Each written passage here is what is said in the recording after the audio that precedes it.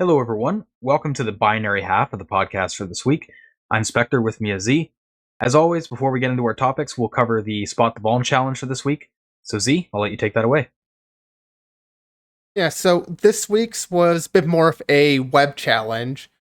Um, and this is something I've kind of fallen in the trap of doing before, but when I'm looking at code, you'll see there's kind of this is split here between a little bit of MySQL and a few lines of PHP, where I'll look at code and I'll see, okay, good, they're using a prepared statement, they're binding it, and executing that prepared statement in the PHP, so everything's secure.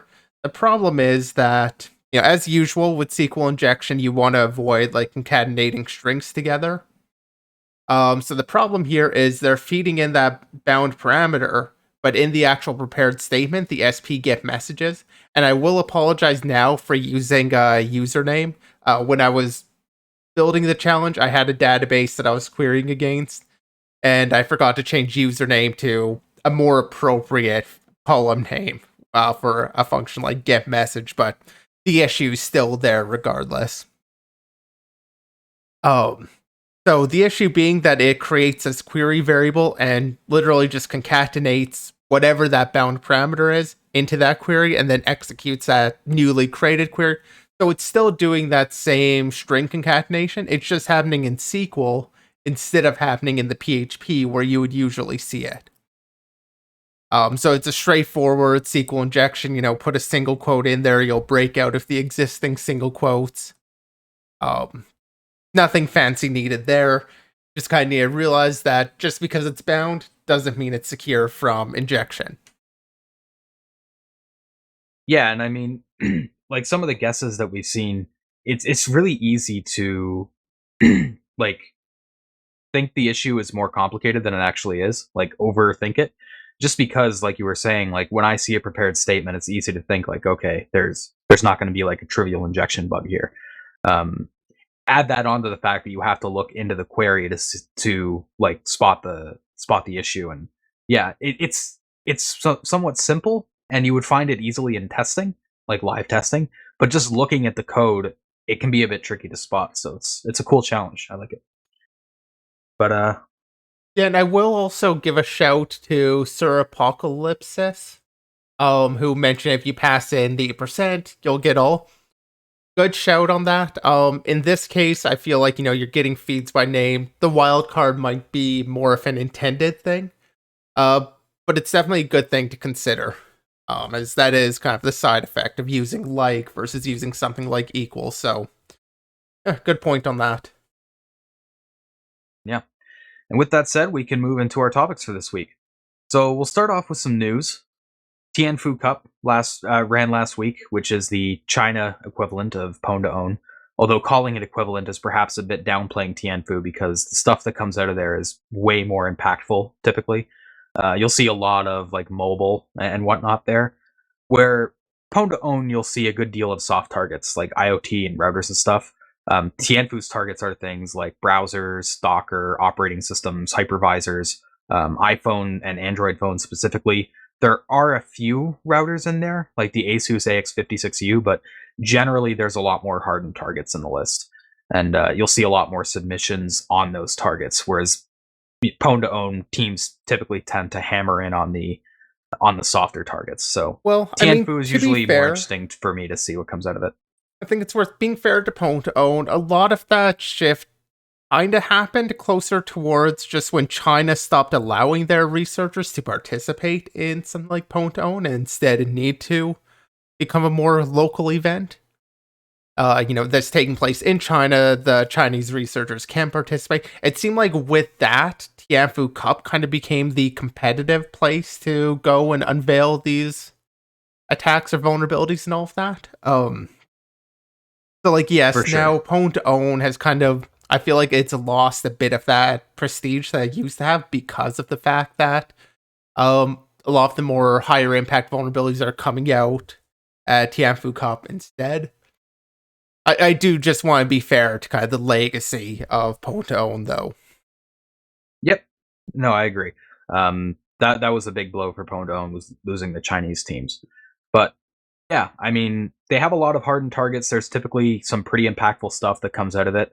That said, there's probably a reason for that because there has been some news stories circulating the last year or so that indicates Tianfu Cup is basically a 0-day farm for the Chinese government, whereas Pwn to Own is more for vendors. It's more targeted towards them, and the research behind that with indicating the Tianfu Cup exploits end up in the Chinese government hand is the fact that exploit chains used found in the wild were found to be developed and used at Tianfu Cup. So um, that's been a bit of a drama around the competition for the last little bit. So I did think I'd bring it up quickly since I did mention the hardened targets and stuff. A few interesting hacks did come out of it. For example, the fully patched and newest iPhone, being the iPhone 13 Pro, running iOS 15, was exploited in some capacity at least 3 times. Um, it's not really detailed on their website. Unfortunately, the Tianfu website does not have a lot of information at all. But there was a post in the record that included some screenshot or some images from the event and has some translations. So the main thing I'll talk about here is the little listing they have of different targets. So Windows 10 had the 5 exploits. Ubuntu 20 had 4. Chrome and Safari had 2 each. Um, and the top 3 winners of the event were awarded 650K, 520K, and 390K respectively. So there's also a lot of prize winnings that come out of Tianfu Cup. The prizes easily exceed over $1 million, which isn't too surprising given the nature of what's being shaken out of it with these mobile exploits and stuff. That's a big market. So yeah, I mean, Tianfu Cup is always a good thing to look at to see the modern security landscape and whatnot. See the state of various software and products and where they're at. I kind of said it before, but events like Pwn to Own and Tianfu Cup can be valuable to companies to see how they're doing with their security stance. See where they might want to improve on. Tianfu Cup doesn't really help as much there because, like I was saying earlier, the information doesn't really get back to the vendors the same way. And there's not as much public information either. Like ZDI, you'll see a lot of blog posts throughout the year that come out about stuff that was submitted to Pwn to Own after it's been patched. Tianfu Cup, you just don't really get the same insight, unfortunately. But even just the raw numbers of seeing what's being targeted and the payouts and stuff is somewhat interesting to cover. But yeah, don't have too much more beyond that, just because Tianfu Cup doesn't really have any information out.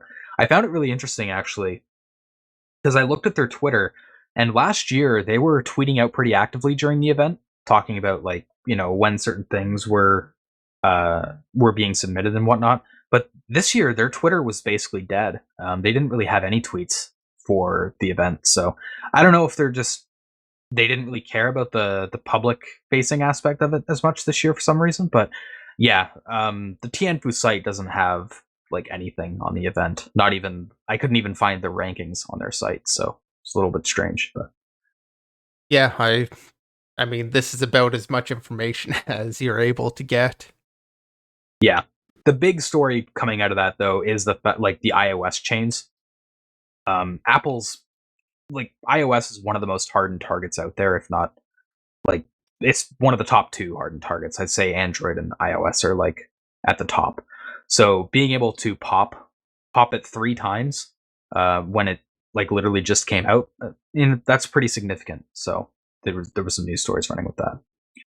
Anyway, we can now move into some exploits that we actually have information on.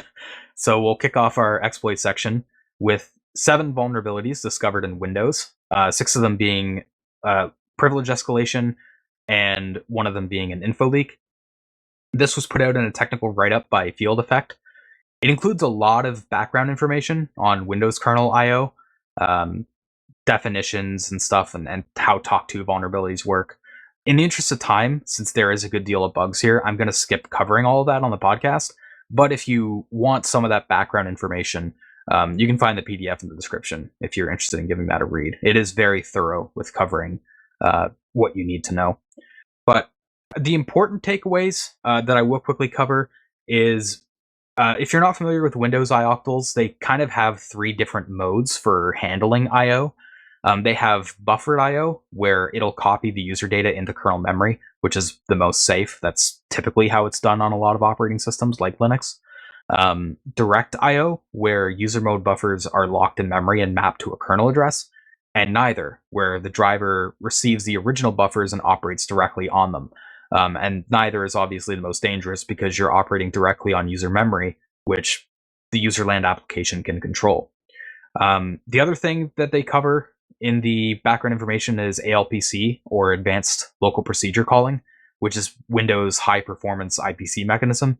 And the main thing you need to be aware of there is the fact that you can use something called IO completion ports for processing asynchronous IO requests.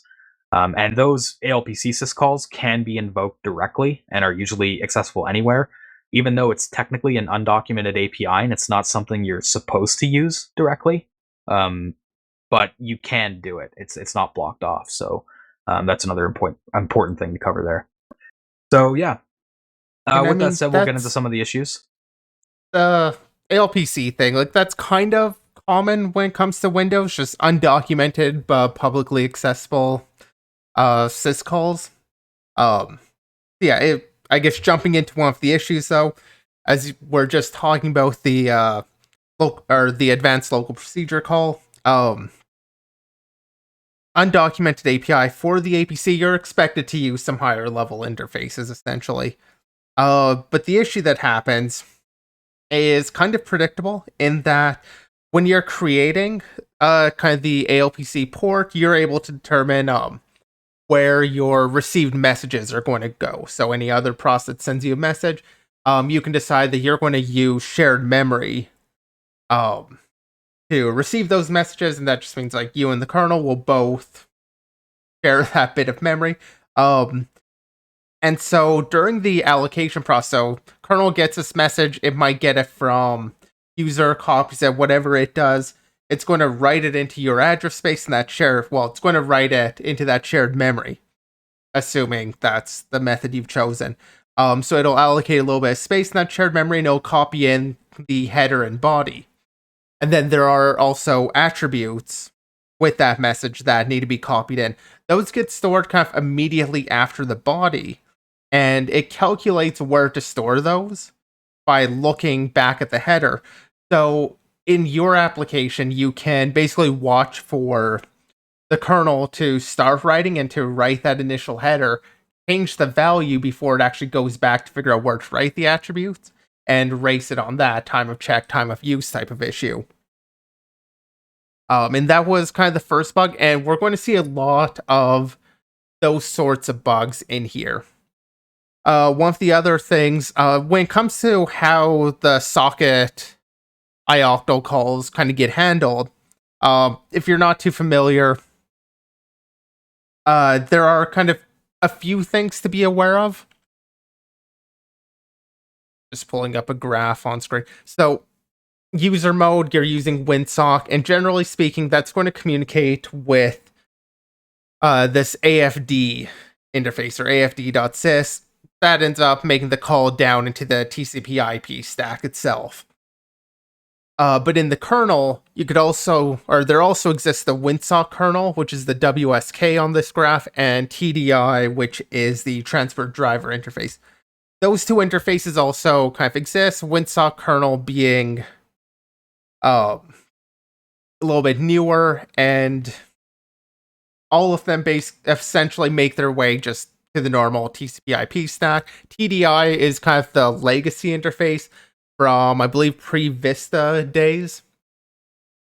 And that just basically has the TDX, which will translate whatever comes in through TDI into the actual TCP/IP stack. So with kind of that in mind, and how there's these different ways of accessing the TCP/IP stack itself, AFD, being the normal one, does some validation on your incoming ioctl calls.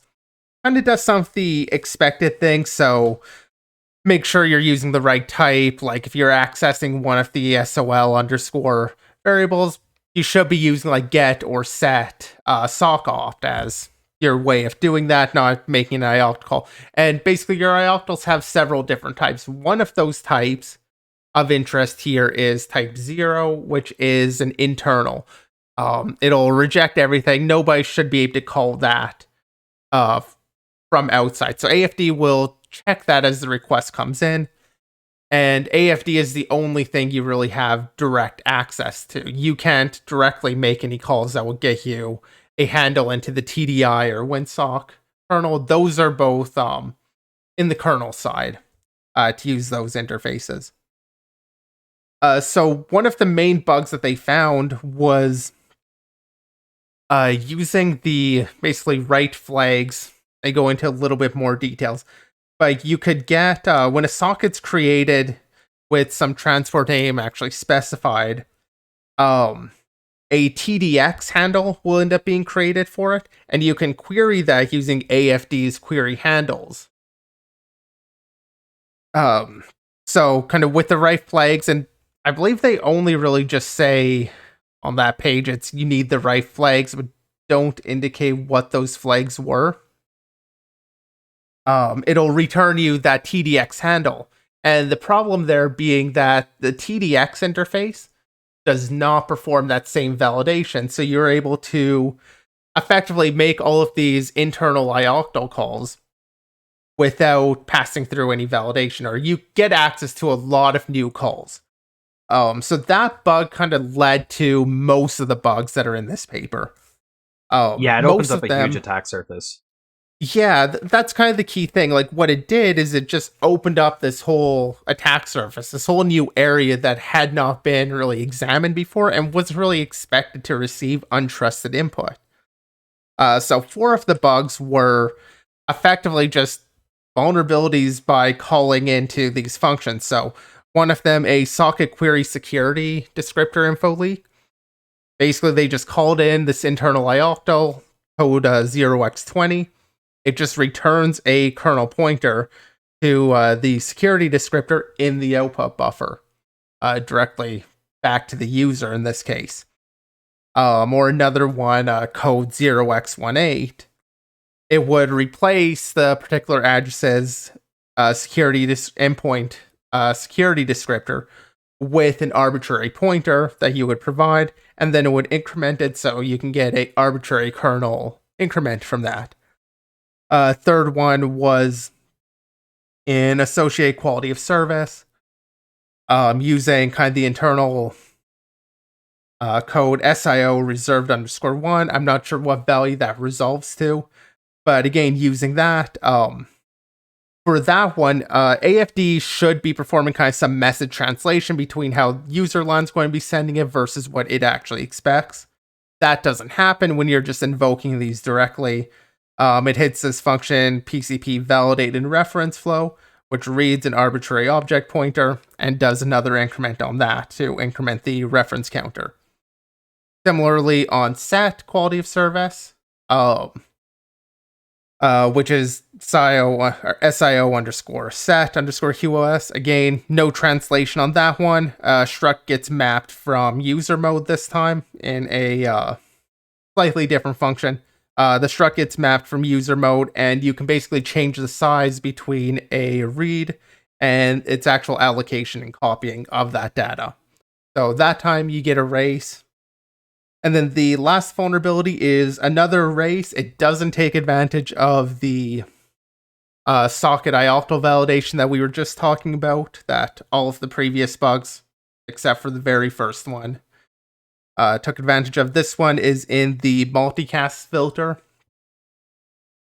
And it's just kind of your normal ioctl socket, or normal ioctl. What it does, it'll map this group filter structure from shared memory, from user mode into shared memory, and it does some length validation on a number indicating basically how many IP addresses are being included. Uses that number to allocate a num-page pool buffer, and once again you can it will read that value again after the actual allocation, or to copy it, you can change it after the initial allocation to something larger and get your overflow that way. It's another talk to issue. Too So, many talk tos. I mean, there were only, well, I'm saying only, but then it's like 3 or 4 here, so yeah. Yeah, no, I mean, it's a lot of similar issues, and a number of them are just because of that validation bypass that opens up a ton of attack surface. Yeah, I mean Uh, that was a big one. yeah, like that half of these vulnerabilities just relied on bypassing that validation. Yeah, hitting code that was never expected to be directly callable like that. Which is a Um, great find, and I want to mention this at the top, but forgot. When I first saw the page for this, these Blackswan vulnerabilities, and I saw so you had to fill out your email, or no, this one didn't have the email link, but you still had to go through like the extra hassle of actually downloading this PDF. They didn't have any good summaries on their initial page. I was expecting like this big marketing document and just not a very good write up, but this is actually a well done write up. A lot of the summaries, like if you were to just try and scan this and look at the vulnerability pages directly, you can get a pretty good summary from that without really understanding all the background.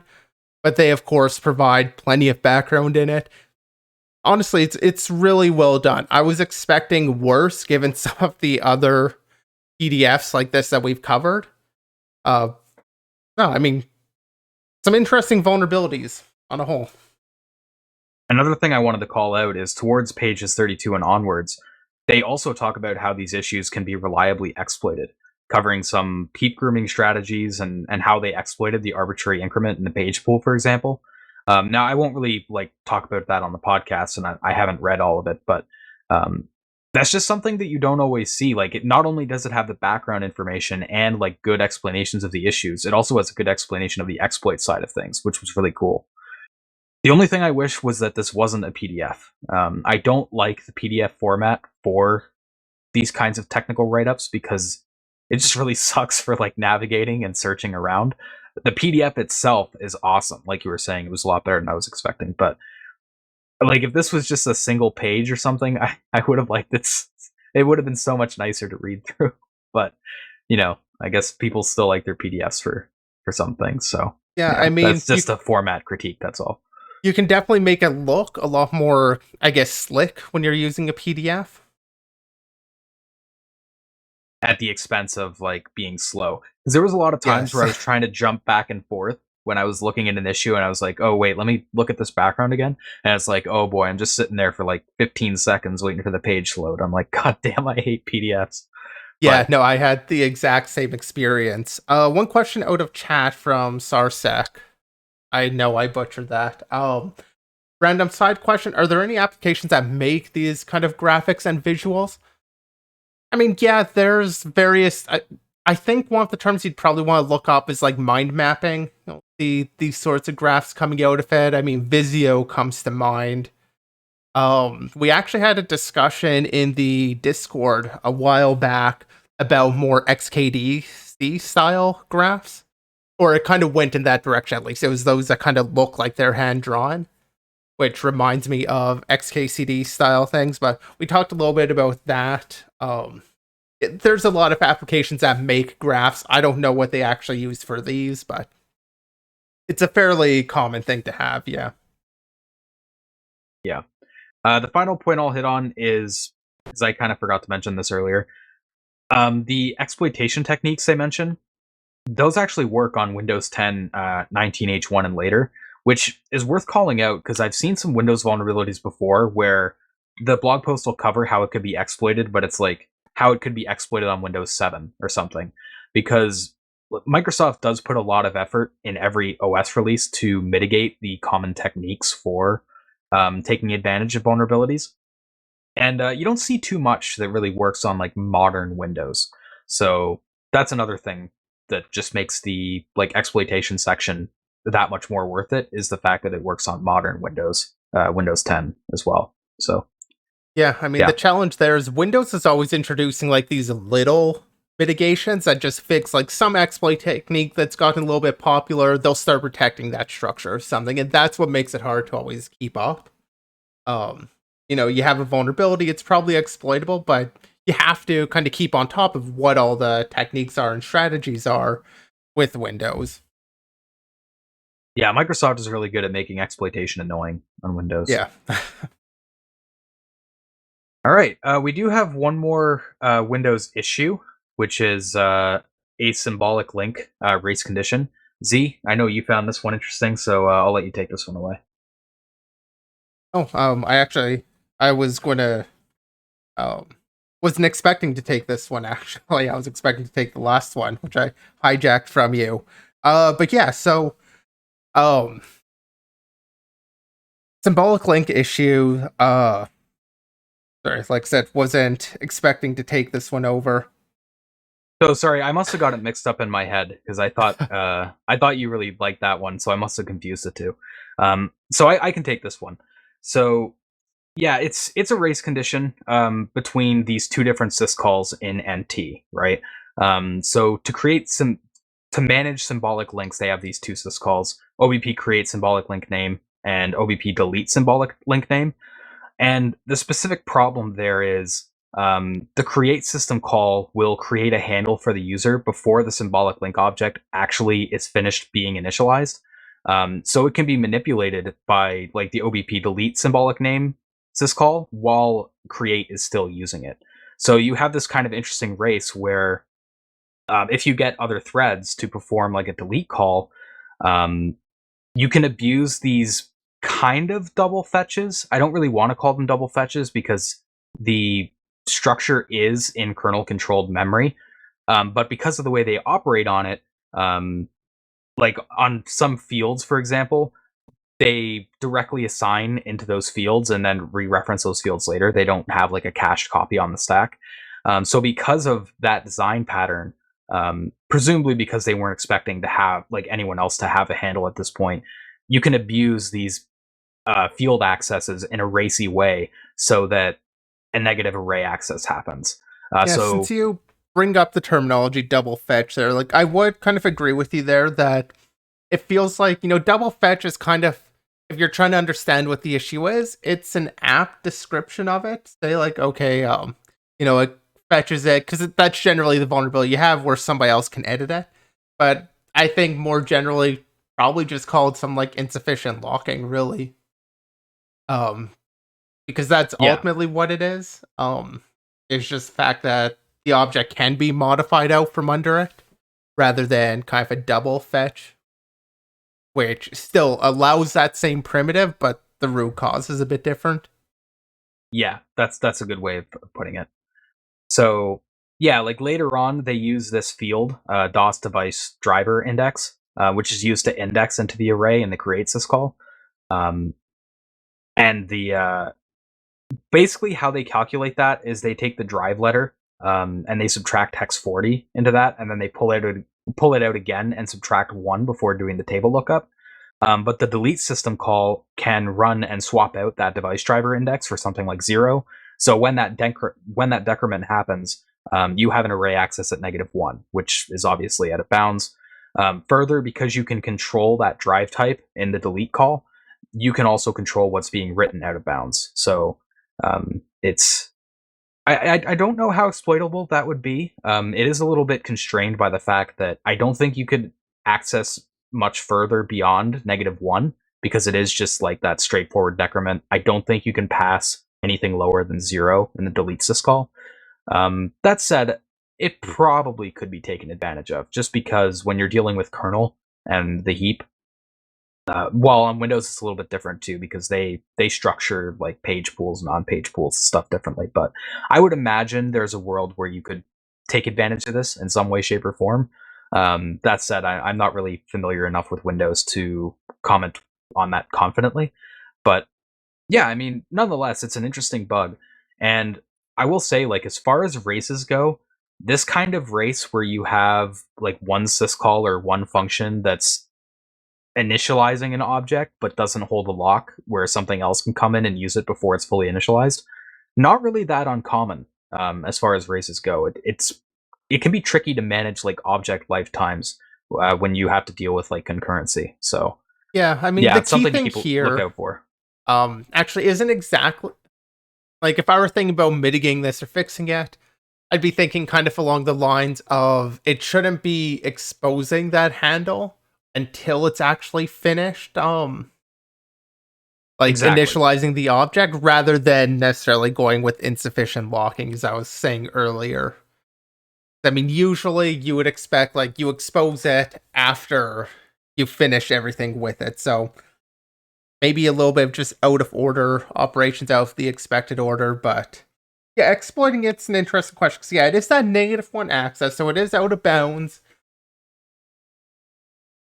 It's it's going to completely depend on what's there.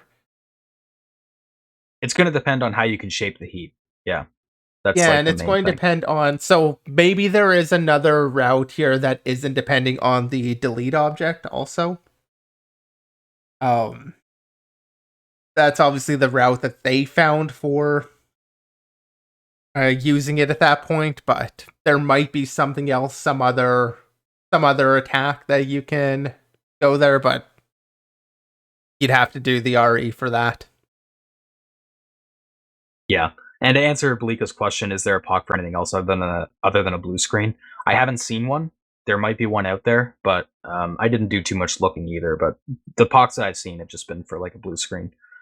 But yeah, I mean, always nice to see races. So yeah, we love races on this show. All right, so we'll move into some of our WebKit bugs. We have two of them, although there were a lot more that were released last week by Project Zero. We decided to cover the two that we found most interesting. The first one here is a root cause analysis posted by Maddie Stone at Project Zero. These bugs have been getting a lot of attention from the console scenes this week as well, because it was discovered that these do indeed cause crashes on the PS4 and even on the PS5 and likely some other consoles as well.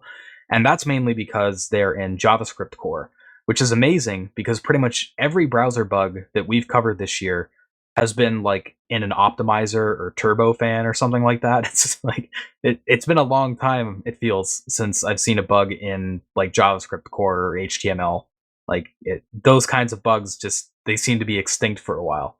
But obviously they're not, because there were a bunch of them that dropped from P0 this week. So this first one here is use after free, although that term is used a little bit loosely. I think we'll get in that discussion in a little bit, but it's a UAF when removing fonts from the font faces lookup table in CSS. Amazingly simple POC. It's just 3 lines. Maddie was saying she loves tweetable bugs. Um, Basically, what's happening there is when it goes to remove a font face from a face set lookup table, it'll iterate the table to remove them, and it will assert that the iterator doesn't equal the end of the table. But asserts don't do anything in release builds. It's kind of that same thing that we've seen a couple times before. So if you do something like create an invalid font face, create a set that uses it, it'll attempt to remove the font from the table, even though no font was even added, because you can't add an invalid font to the table to begin with. So that leads to this kind of UAF situation. I think an out of bounds access is maybe a bit more apt, because mainly what the issue is here is that the iterator is going beyond the end of the table and accessing stale memory. So it is a use after free a bit in how it works, but the root cause there is the fact that it's accessing out of bounds to the table. Yeah, I So mean you can kind of go either way with it, I guess. that's kind of the thing. Like your root cause is the whole fact that just when you're using the iterators .find, if it doesn't find the result, it's going to point to .end or end if you wrap it in that functional too. It'll point to the end, which is basically the pointer immediately adjacent to the last value in memory. Um, so it's effectively, so if you've removed an object, had something maybe removed a little bit earlier or something, that's going to be some sort of dead memory in there that shouldn't really be accessed. So it is kind of the use after free, but as you're saying, it's caused by just the fact that it's accessing out of bounds, given how .find returns the end pointer rather than say null or something like that. So part of the reason I brought that up is because someone on Twitter, Wololo actually, they're like a news site, but they asked like, "Where's the free happening?" And that kind of prompted me to think about it, like, because the issue here, there's not something directly getting freed. Like, it's not like it's taking an error path and it's freeing something and then it's being used again, right? Like your classic UAF. Um, so that kind of made me think like the use after free is a little bit confusing as a classifier, because if you're trying to look for what you would typically associate with a UAF, you're not really going to find it in that code.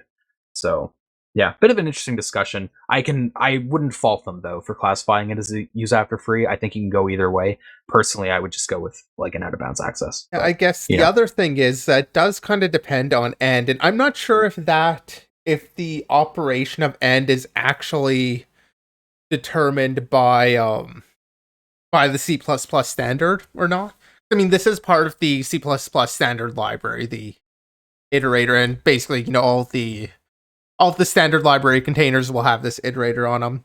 I'm not sure if the standard actually specifies that end needs to point to the memory immediately following it, or if end can return something else. I mean, there are things like if table's empty, I know begin and end both have to point to the same place, and there are some certain associations like that. But I'm not sure. Um, I'm not sure if this is relying on a particular implementation of C++, or if this would just generically be an issue. yeah, you'd Um, have to really go diving through the source code to see like how it's implemented. or reading the So hard spec. to I really mean, it, comment it on that. might be in the spec. Yeah, I mean that's even worse. I think I'd rather go diving through the source code than read the C++ specification. So, but yeah, I mean basically the issue there is really simple. It's just the assert needed to be changed to like a proper if statement check. That said, exploitation, I'm not really sure how easy this would be. I don't see anything that immediately jumps out as like a good corruption logic here. Um, I don't know if maybe you could do something with like the value remove call on the iterator, but yeah, this seems a little bit tough to take advantage of if you're trying to um, exploit it. I'm not really sure how you would. I'd have to do some like live tinkering with it and like run a debugger and see what I can do to comment definitively on like how exploitable this is. But just with the limited amount that I have done with browser exploitation and looking at corruption logic, this one looks tough to take advantage of. And the Project Zero RCA there even says that they have no exploit sample to determine the exploitability. So this wasn't something. I mean, it is in the 0 Days in the Wild series, but um, this didn't seem to be found in the wild since they don't have a sample. But Well, not having a sample, I don't think means that they don't that it wasn't still found being exploited in the wild. It could just be that they have a crash, like a phone log shows a crash here type deal, and that's why they don't have an exploit sample because it's just not available to them. There could be a number of reasons for that. They did find this in the wild, so like there must have been some way to exploit it, and it's really coming down to what level of control you're able to get over that memory after it. Because I mean, you get their B tables, you get some sort of access. Um, I have to imagine. Well, I'd basically just end with saying we know it was exploitable because this was an in the wild bug. But yeah, I mean, they don't provide us well, any of that exploitation detail. we're making that assumption that it's on the 0 Days in the Wild blog, which um, I guess that is like their intent. Like in their about, they state that it's for detailing bugs that were found in the wild. But um, reading through it, I didn't like it didn't seem to indicate that they'd found it in the wild, just because of the way that like they say they don't have a sample. And yes, you're right, like it could just be that they got a crash from a failed exploit attempt or something like that. um but then also having like the exact trigger and finding the POC, if they did find it in the wild, they did like solid root causing here to be able to reconstruct a POC like that. So I Yeah, mean, I'm yeah, just it could pulled have been up. found in the wild. I didn't really see anything that indicated that, but I mean, it is the in the wild blog, so Yeah, I just pulled up I guess that's a fair assumption. the tracker. Um, And looks like they don't have a date discovered for it. They have a date patched and a link to the advisory for it. They don't have an analysis, just the root cause, and they don't have who it was reported by. Yeah, so that does seem really weird that they don't have like a date discovered, but that seems to be pretty Well, no, common looking at that table. that happens in the table. There's Yeah. points of that. Like all of these things are missing in other reports too. This isn't like the first time we're seeing that. Yeah. But yeah, I mean, I am making that assumption. I mean, the fact that it's a fair assumption to make, I think. So. Like, we have it dereferencing whatever the iterator is. Like, dereference on that access relative to it, at least, iterating on that size return function calls based off of it. I do feel like it would be exploited. Like, just looking at this myself, I don't see, like, the exact way you target that, but at the same time, I see enough operations happening on that iterator, which will be pointing to bad data that a route there does seem pretty feasible to me. For the most part, it's reads though. Like how many times you're iterating in a loop with the value size. There is the value remove, which I kind of called out earlier as maybe a potential route, but yeah, I mean you'd have to do some digging to determine one way or the other.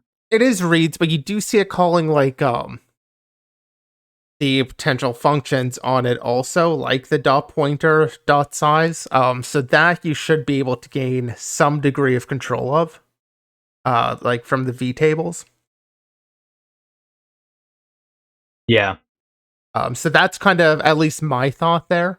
If it is mostly on the read side, even that, like, this could just be one bug of the chain. Again, without any real information about the scenario in which it was caught, perhaps this isn't the only bug you need. I will actually wonder what the advisory indicates. Like, if it indicates that it was, if it indicates whether or not this was code execution or if it was something else. Oh, that's a good shout. Yeah. Yeah, I mean, I will say, like, if somebody does take the time to look at this and manages to exploit it, I would be very interested to see how. So yeah, I don't want to say that exploitability is not possible here because I just don't know enough about the area. And I've always kind of said this with browsers, but like, there's so many things you can get control of when in the browser heap, and there's so much damage you can do if there's like even a very small memory corruption. So it wouldn't surprise me if this could be exploited. I would just be curious on how it could be done. Yeah, I agree there. Like, that said, it does look like this, even on Apple, saying is an anonymous researcher reported it. But they do indicate maliciously crafted web content may lead to arbitrary code execution. So at the very least, aware of a report that it may have been actively exploited too. So that kind of hits more towards the side of it being exploitable. So yeah, I did want to take something out of chat. Sarsec suggested like maybe they got it from telemetry data from someone fuzzing it. That would be pretty funny, actually. And I guess it's totally possible. Like somebody's just running a fuzzing setup carelessly, didn't isolate it or whatever. I mean, I guess it's possible that those could make it back to B0. I feel like you might be a little bit biased on that. Just having done the PS4 research, being concerned about Sony patching Euro days. At the same time, maybe I do feel like, a more, fuzzing WebKit, you don't necessarily need to hide that telemetry. Like, I mean, maybe, depending on how you're going to use that, but at least some researchers would not need to, so. Yeah, I mean, it was a half joke, as he points out in chat, but I mean, it is an interesting point to bring up, too. Like, that it is somewhat possible, but I don't think I mean, I would believe it. Yeah, like I would put definitely like I believe it, but I don't think that's what happened here. Yeah, no, I don't either. But yeah, I mean, would be funny, and I would definitely believe that Apple, also Google with Chrome, would be watching for such things. It is a bug report, after all. It's in their best interest. Yeah. Yeah. All right, so we'll get into our next WebKit bug, which is another use after free, this time in DOMWindow open. And the problem here is whenever the function, this function, DOMWindow open, receives the frame name of underscore top or underscore parent, which is like one of the special identifiers for specifying an immediate location change, it'll do a lookup for the frame object, store a pointer to it, and then schedule a location change and access that pointer again to return it to the window proxy. Well, depending on how that URL is structured, that schedule location change function can either be invoked synchronously or asynchronously. The change will be asynchronous if the new URL is the same as the old one, unless the URL fragments at the end are changed. If they I are, then think it'll you be have a that synchronous backwards. change. Sorry. What will happen is that it will normally Sorry, yeah, you're right. perform this as an asynchronous change. So what that means, schedule location change basically returns immediately, and that raw pointer, no chance anything's really happened to it yet. But if it's only making a fragment change, so it's not actually changing like the whole page, it's not navigating anywhere new, it's just the fragment of the page, then it gets performed synchronously, as you were saying. Yeah. Fires off the pop state JavaScript event, and an attacker can basically destroy the frame there. That's all performed, or that'll end up being performed synchronously, leading to the dangling pointer. Yeah, I did get it mixed up there. Because I initially had that in like the first bit of notes I wrote, and then I corrected it, but I didn't correct it in the like notes that I was referencing now. So fair enough, that was my bad. So yeah, like you were saying, it's the synchronous call of that event handler that can be dangerous. So yeah, by just defining an event handler that'll destroy the iframe, you can get the UAF on it. Getting use after free on iframe, by the way, this issue seemed like I would be way more confident in trying to exploit this issue than I would be the last one. Now, it wouldn't be an immediate win because the like iframe objects are allocated in the web core heap. For those not too familiar with like the WebKit heap and how it works, they have these heap arenas where they'll allocate objects in different arenas. So like HTML elements and iframes and stuff like that, those will typically go in the web core arena. And then butterflies for things like objects with properties and values and stuff, those will be allocated in a different heap, like the JS core heap. So in order to exploit this and do something useful with it, you would have to cross that boundary of going from like web core heap corruption to JS core heap corruption. Although that's not like super hard to do. Because there are other objects you can like overlap in the web core heap that are useful, like array buffers and stuff. So I think you could fairly easily take advantage of this if I'm reading it right.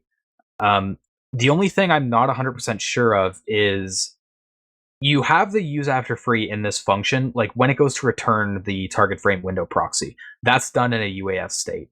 I don't know if you keep the UAF state on the JavaScript side, and it's kind of significant because if you do, I think this would be relatively trivial as far as browser exploits go to take advantage of it.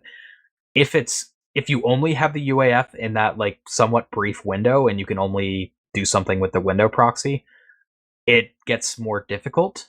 But I think given the type of object that an iframe is, I think it still could be exploited.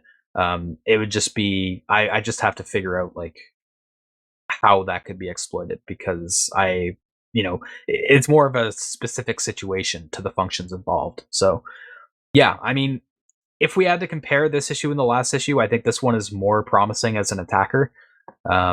So I don't know if I'll play around with this bug. I kind of want to because I do love doing browser exploitation. I learn a lot when I do it. The last time I wrote a WebKit exploit was really fun. That said, it also took a lot of time. I had to do a lot of debugging and learning. It was probably like a week of solid like grinding on it. So I don't know if I can really put that kind of time into or like dedication into something like this right now, but maybe I'll take a look at it and see if it can be exploited. If not, I'm sure there's others out there who will take pleasure in trying to exploit these issues because it's just a really good exercise if you're looking for something to do and like a really solid modern hardened target to try to exploit. Like if you're looking to get into exploit dev, something like this is like the perfect thing for you to do. Just taking like a known bug and see if you can exploit it, hammer away at it in a debugger, and see what you can make happen. It was probably like one of the most fun exploits I've written, was doing something like that. So yeah. But yeah, that's all we have on the exploit side of things. We'll move into some of the research that we have. We have a post from Maxwell Doolin. It's an update on the House of IO heap exploitation techniques. So these were dropped last year. It mainly talks about abusing the T cache or the per thread cache in glibc and attacking the metadata there to obtain a powerful primitive like the ability to return arbitrary addresses from malloc. So the key thing and those here, techniques though, build up to that. Sorry, the key part of why just last year-ish is because this is really about bypassing safe linking, which is a mitigation that was introduced with default allocator for glibc in 2.32. And safe linking I'll relate it a little bit to like an encrypted pointer. Effectively it would XOR part of the pointer. I say this. It would basically mask pointers with the computation based on the address at which the pointer was being stored. So this is being used to protect the singly linked list, such as those like the free list, effectively. More multiple free lists, but it would basically just take the randomization you get with ASLR, those upper bits, shift them down, XOR the later bit with it. The intent being, to protect against cases where the attacker has a linear overflow or a relative arbitrary write, and just take away kind of that common strategy of taking advantage of those the forward pointers in the singly linked list. House of IO was kind of a limited break of that, where you would obtain kind of a malloc where sort of primitive. So you could control where one of the next allocations would come from of a particular size. You'd control where that would end up getting placed, and then away you go from there. There were a few different tricks to House of IO. Two of them kind of focusing on the thread specific values, which kind of is where thread cache comes in, or T cache. The key field there is a basically unprotected pointer. It's used as part of the double free, and it's just a pointer to the per thread structure. So two of the attacks. So if you had a use after free, so in order to use this strategy, you would need either a use after free that's dereferencing and accessing or writing at an 8-byte offset. Feasible, but you need that particular setup for it. The other option is if you had a arbitrary free, you could free and obviously able to leak some memory. A lot of these still rely on some knowledge, perhaps. But you could free the P-cache, P-thread structure, per thread structure itself also. Those being kind of two of the House of IO. The other one was an underflow. So this per thread structure, yes, one important aspect of that is it stores pointers to the singly linked list, and those are also not protected. This is meant to kind of protect those in heap, like the forward pointer. So the star ones to the head of the list are not protected there, and that exists in that T cache per thread structure. So if you could underflow, so that is right before a particular buffer, and have some control over that, you could actually access the T cache per thread structure. So that is usually going to exist really early on in the heap or within your particular arena. I keep tossing out with like T cache stuff. So that is a per thread thing. Every thread will get its own little heap arena where everything else follows, and this structure will be at the start of that, so a relatively low address. So that structure, you need some primitive that gives you that relative access all the way back there to right, or like I said, the underflow. Relative access with negative numbers is we've seen it. I guess we were also even talking about one a little bit earlier where it decrements. So we've seen that sort of primitive. Although that -1 wouldn't work here, ignoring the fact that it's Windows and all that. You need more than that, but not super common. And the other one being an underflow again, it's not a super common. You'll see the overflow more often than an actual underflow, but it does exist. So finally getting to Maxwell Dillon here and his post is another route of attacking that cache per thread structure, which is a little bit more likely of a scenario to end up in. So what this one does, heap reuse. The problem being, the Tcache creates a structure, like I said, for every thread, unless there's too many threads. If you have too many threads, it will start to share those arenas. So you can end up having this Tcache thing. Instead of it being allocated at like the top of the arena, it will end up being just a random chunk in the middle of it. If you're able to get enough threads using it to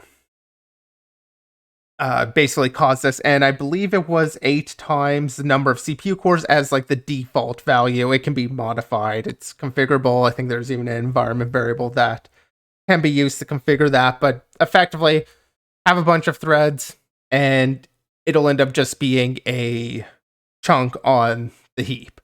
So with that, with a little bit of heap feng shui or a coercion there, you would be able to overflow into it instead of only having the underflow primitive, which is largely what it ends up talking about here.